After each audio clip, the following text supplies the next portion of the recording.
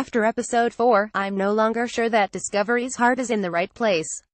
War and moral ambiguity are nothing new to Star Trek, but Discovery is unnecessarily cold and brutal. No one in the USS Discovery's crew seems to like each other, and the show gives no screen time to the casual side of their lives. It forgets that no matter how grim the setting, life still goes on. What do these characters do for fun? What are their relationships? Why does Tilly and Burnham's bedroom look like a featureless prison cell? Following the plot-heavy introduction of the first 3 episodes, we need more downtime to relax into these characters. Photo via Star Trek Discovery. In the lead-up to Discovery's premiere, I often thought about the unspoken contract between fans and creators of a long-running franchise. People have certain expectations for something like Star Trek, but after 50 years, you can't just repeat what came before. A new show must forge ahead, building fresh material around the heart of what makes Star Trek work. Discovery made excellent choices with its casting, production values, and overall concept. It just doesn't fill Star Trek's cultural niche because it increasingly appears to be a show about miserable people being unpleasant.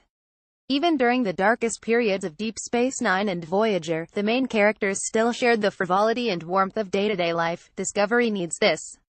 It needs to find an appropriate equivalent to the Next Generation's poker games or Voyager's silly holodeck adventures, not to replace its core story about the Klingon War, but to balance out the tension. Instead of seeing Michael Burnham emerge from her loneliness and guilt, she's sinking further into a pit of troubling moral decisions. This week, she received her first proper assignment from Captain Lorca. Her job was to experiment on the monster Ripper they captured on the USS Glenn, and figure out how to weaponize it. She quickly realized it was actually a herbivorous tardigrade with a symbiotic link to stem its fungus spores, making it much more useful than a weapon. After plugging Ripper into the fungus-based star drive, they were able to save a civilian base from Klingon attack. Then instead of setting Ripper free in the fungus forest, they locked it back inside Lorca's creepy lab. By dropping a cast of scientists into an unexpected war, Discovery created an interesting conflict for Starfleet's core values. Characters like Burnham and Georgiou believe deeply in the Federation's diplomatic ethos, while Lorca is a warrior. He transformed a scientific research vessel into a battleship, forcing his crew to obey ruthless orders that Kirk or Picard would never give. It's a thoughtfully complex scenario, with one key problem: our heroes fail to rebel. There's no sense of moral unity against Lorca's cruelty, and this episode supported his belief that ends justify the means.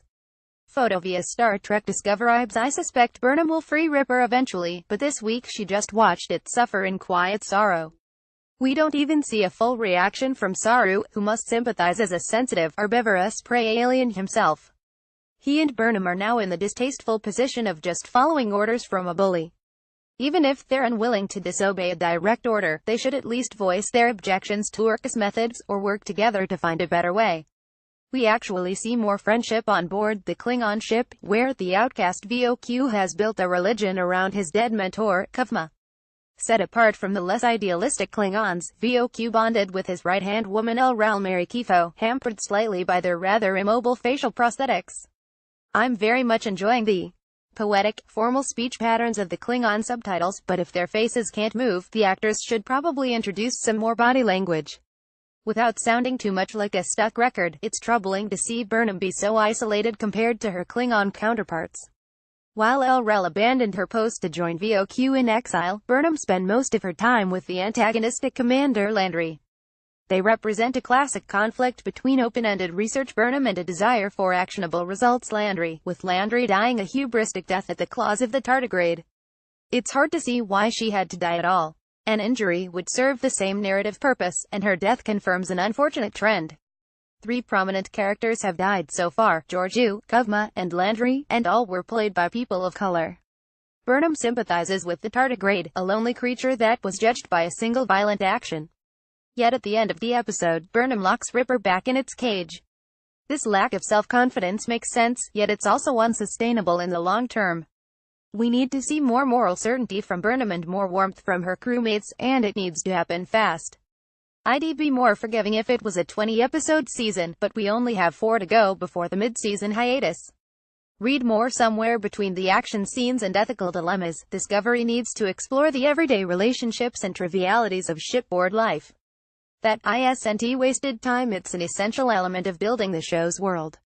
What do we love about previous Star Trek heroes? Not the specifics of their battlefield decisions, but their hobbies and relationships. Kirk and Spock's powerfully emotional farewell in The Wrath of Khan, Sisko's fatherhood and his obsession with baseball, Data's pet cat. Characters are not wholly defined by life-changing events.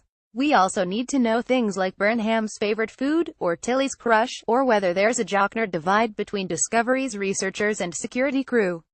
The showrunners don't have to go full sitcom like the original series, but we need a reason to care about these characters.